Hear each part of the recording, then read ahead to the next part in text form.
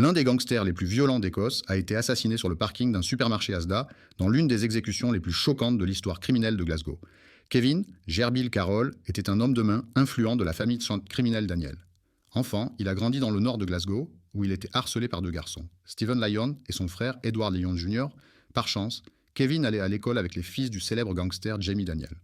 Quand la guerre entre les familles Lyon et Daniel a éclaté, Kevin a naturellement rejoint le camp des Daniel. Il s'est fait une réputation de gangster redouté grâce à ses méthodes extrêmes.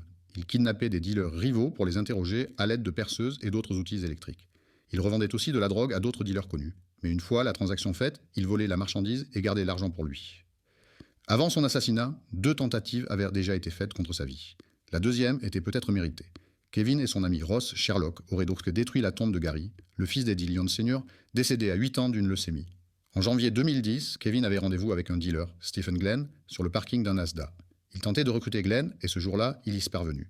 Après la rencontre, Kevin était assis à l'arrière de son Audi A3, tandis que 2 membres de son gang occupaient les sièges, avant, non armés, ne s'attendant à rien. Kevin était détendu, totalement inconscient de ce qui allait arriver. Une Volkswagen Golf s'est approchée de l'Audi et l'a bloqué.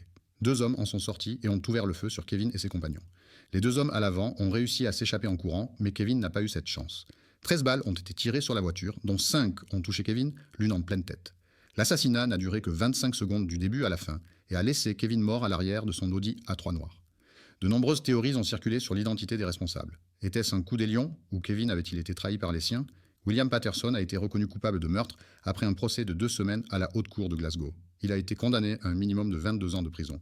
Abonne-toi à la page et dis-nous en commentaire quelles autres affaires criminelles tu voudrais voir sur la chaîne.